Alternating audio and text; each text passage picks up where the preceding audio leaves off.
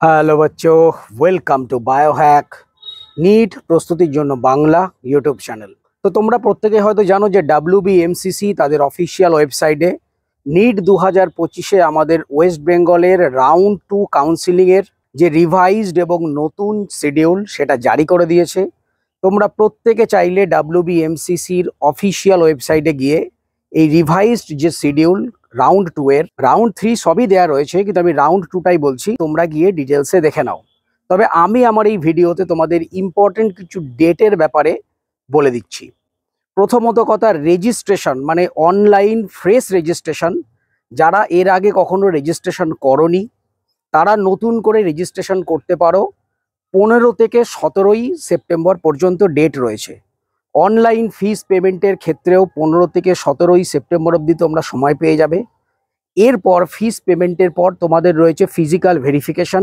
যখনই তোমরা fees payment করবে তোমাদের একটা টাইম স্লট দিয়ে দেওয়া হবে যে কোন টাইম ফ্রেমে তোমরা কোন জায়গায় গিয়ে ফিজিক্যালি সমস্ত অরিজিনাল ডকুমেন্টস নিয়ে ভেরিফিকেশন করবে, সেটা তোমাদের জানিয়ে দেওয়া হবে। তো সেখানে গিয়ে তোমাদের ফিজিক্যাল ভেরিফিকেশন করতে হবে। 18 তারিখ অবধি টাইম রয়েছে।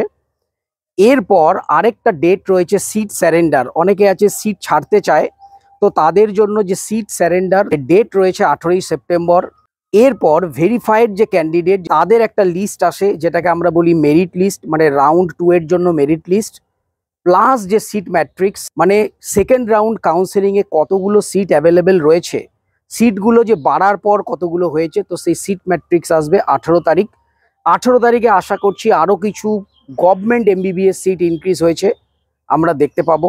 তো সিট ম্যাট্রিক্স 18 তারিখ আসার পর তোমাদের নেক্সট স্টেপ হচ্ছে choice filling, choice locking. Choice filling, choice লকিংয়ের জন্য তোমাদের 18 থেকে 21 তারিখ অবধি সময় দেওয়া রয়েছে, 3 দিন। এই 3 দিনে তোমরা চয়েস ফিলিং, চয়েস লকিং করতে পারো। এরপর তোমাদের রেজাল্ট আসবে 24 তারিখ, মানে 24শে সেপ্টেম্বর। তোমাদের নিট 2025 আমাদের ওয়েস্ট বেঙ্গল স্টেট কোটার সেকেন্ড রাউন্ডের যে রেজাল্ট সেটা 24 তারিখে আসবে। রেজাল্ট আসার পর তোমাদের প্রত্যেকটা কলেজে গিয়ে তোমাদের রিপোর্ট করতে হবে, মানে অ্যাডমিশন প্রসেসের জন্য। সেখানেও এক দফা ভেরিফিকেশন হয় অরিজিনাল ডকুমেন্টস। তো তার টাইম রয়েছে 24 থেকে 27, মানে 24 থেকে 27 তারিখের মধ্যে তোমরা কলেজে গিয়ে রিপোর্ট করবে।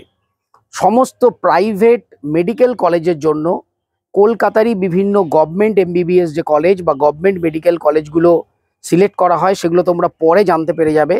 এবং সমস্ত প্রাইভেট ডেন্টাল কলেজের জন্য তোমাদের আর আহমেদ ডেন্টাল কলেজে কিন্তু এই রিপোর্টিং এবং অ্যাডমিশন প্রসেস কমপ্লিট করবার জন্য যেতে হবে। তো এইটুকুই আপাতত দেয়া রয়েছে আমাদের রাউন্ড 2 যে রিভাইজ শিডিউল। তাতে তোমরা প্রত্যেকে চাইলে আরও ডিটেলভাবে WBMCCর অফিসিয়াল ওয়েবসাইটে গিয়ে এই শিডিউলটাকে চেক করে নিতে পারো, আরও দেখে নিতে পারো। তো মেন যে ইম্পর্টেন্ট ডেটগুলোই তোমাদের এই ভিডিওর মাধ্যমে আমি জানিয়ে দিলাম। তবে এই প্রসঙ্গে আরও একটা কথা তোমাদের বলে রাখি, আমি যেটুকু খবর পেয়েছি আমাদের সেকেন্ড রাউন্ডে আরও কিছু গভর্নমেন্ট এবং প্রাইভেট MBBS সিট বাড়ার একটা কথা রয়েছে। অফিসিয়াল নিউজ নয় যদিও। তো সেকেন্ড রাউন্ড যখন সিট ম্যাট্রিক্স অফিসিয়ালি আসবে তখন ব্যাপারটা আরও বেশি ক্লিয়ার হবে। তো দেখা যাক আলটিমেটলি আমাদের সেকেন্ড রাউন্ড সিট ম্যাট্রিক্সে কি পাওয়া যায়। তো সবাই খুব ভালো থেকো, মন দিয়ে পড়াশোনা করো, চ্যানেলটা সাবস্ক্রাইব রাখো, নোটিফিকেশনটা অন করো নিট রিলেটেড যাবতীয় লেটেস্ট ইনফরমেশন পাওয়ার জন্য।